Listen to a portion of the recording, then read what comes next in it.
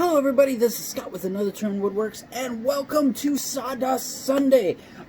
I'm not going to actually be cutting very much wood today, but I'm going to be cutting copper. So I've had a couple of different things in that, and I've tried to do some research and haven't really found any good sources, especially on YouTube, for doing stuff with copper, especially on the xcarve. CNCs cut metal all the time, so this is going to be my little tutorial on cutting copper on my xcarve. But first of all, in that, the customer wanted an antique look to copper. So copper I have an amazing connection with copper coming from the UP. It's one of the only places in the world, if not the only places, that it actually comes through the ground naturally. So hey, gotta say out to the UP there, eh?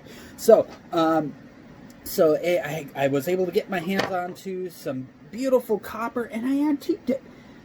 It's kind of a cool look. I'm going to show you guys how I did that here first off, and then I'm going to cut something a little bit later on the CNC and kind of go over some of the settings and that, because it will, just to help out the xcarve community when it comes to cutting metal on these little CNCs and that. And I hope you guys enjoy this too, because Christmas is right around the corner. Maybe this will spark a little idea for you guys and that. And if you like this video, hit that like button, or if you wouldn't mind subscribing or liking my Facebook page, I would greatly appreciate it. Thank you guys so much. So I had to do some research in that, and I found that liver of sulfur will actually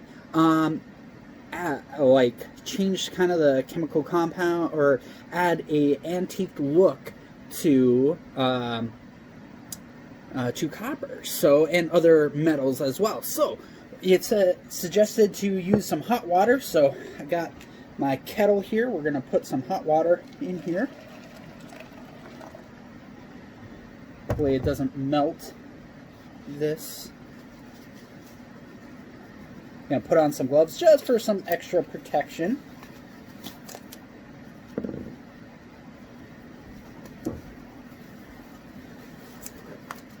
And then it says to use about a teaspoon, and you use really hot water. So I'm just going to ask probably a little bit more, but that's okay. So I'm going to go ahead and stir that. Just using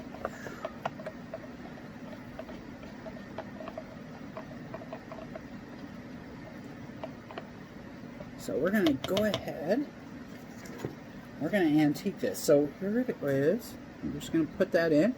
We'll give it a sec. Oh, look at that. So we can go ahead and wipe that off a little bit and see. So on this side, I actually just kind of wiped it on, and where I actually, oh, look at that. Look at how cool that turns.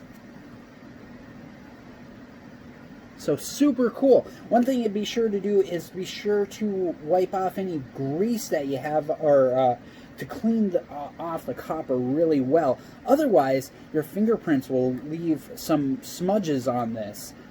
So next, we're going to go ahead and cut this on the CNC.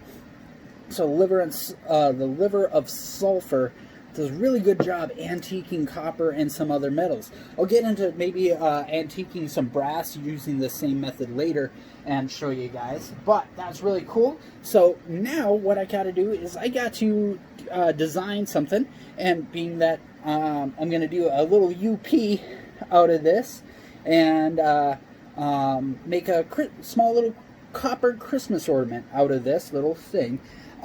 So when it comes to working with the xcarve, most of the time the bits come with this collar, and you use a special collet like this to hold them.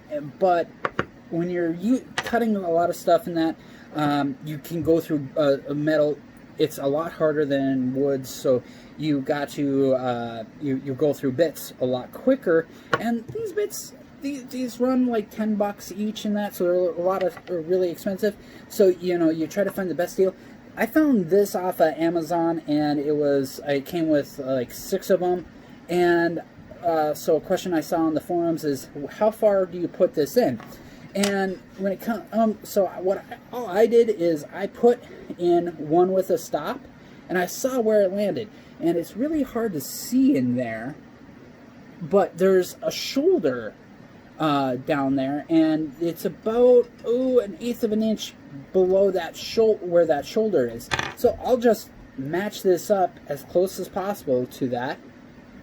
Boom, about right there, to know the exact placement where this will have the maximum grip on the cullet there. So yeah, so this is a 4 flute, and it's kind of all plugged up in that. I probably won't even use this one.